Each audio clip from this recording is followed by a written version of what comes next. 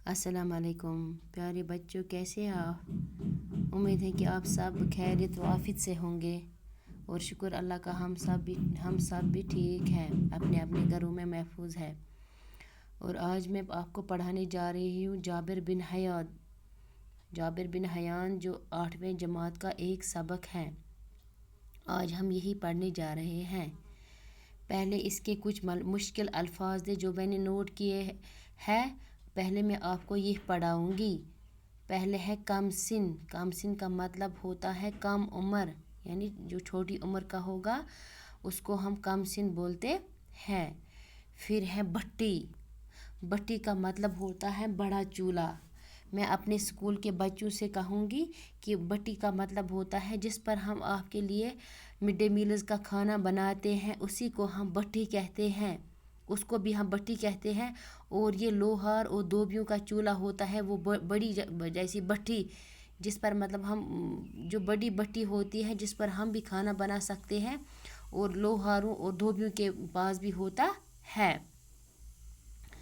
और फिर है मुरवजा का मतलब होता है जिसका रिवाज हो, यानी जो आम हो। मुरवजा का मतलब वही होता है।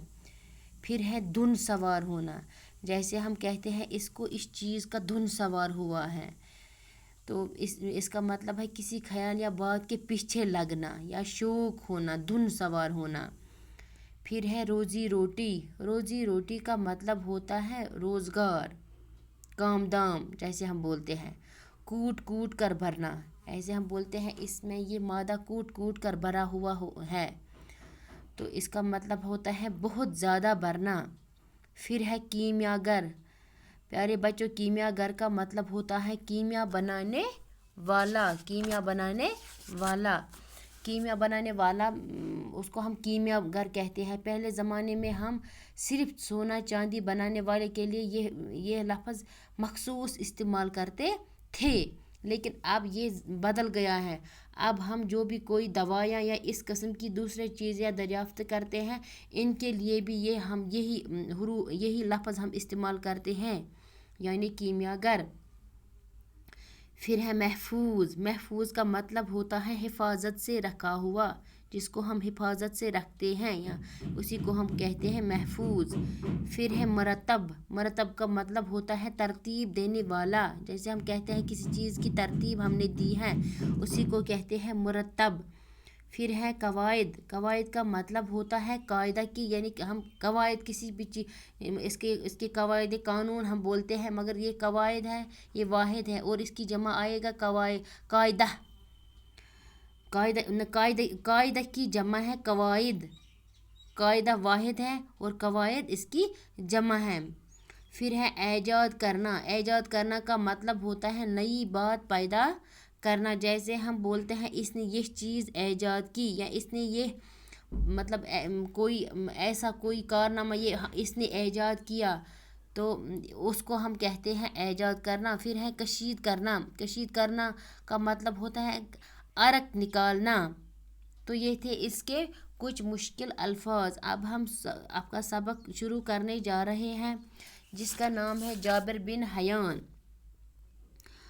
आज से कोई सैकड़ों साल पहले 818 के आसपास, यानी 818 के आसपास कहते हैं, कोफे में एक अतार रहा करता था। अतर बनाने वाले को अतार कहते हैं, यानी 818 में कोफे में एक शख्स रहता था।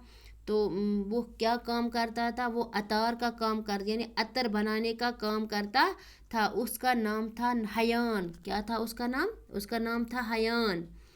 अतारी से मुश्किल से उसकी गुजर बसर होती थी। कहते हैं जब ये अतर बनाता था उससे उसकी ज़िंदगी मुश्किल से गुजर बसर होती थी।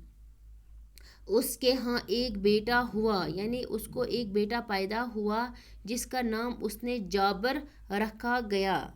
अब आपको पता होगा जाबर के बाप का नाम हयान था, और हयान ने अपने बेटे का नाम जाबर रखा, तभी इसका नाम पड़ा जाबर बिन हयान, यानी जाबर हयान का बेटा।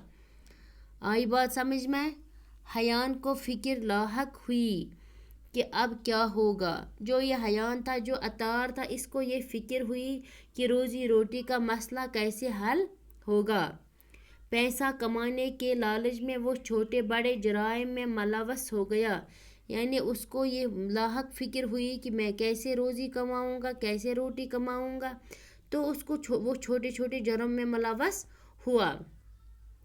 جابر ابھی نہایت ہی کم سن تھا کہ اس کے باپ کا سایہ سر سے اٹھ گیا۔ کہتے ہیں جو جابر بن حیان تھا، یہ ابھی کم عمر کا ہی تھا کہ اس کا باپ مر گیا اور اس کا باپ کے سایہ سر سے اٹھ گیا۔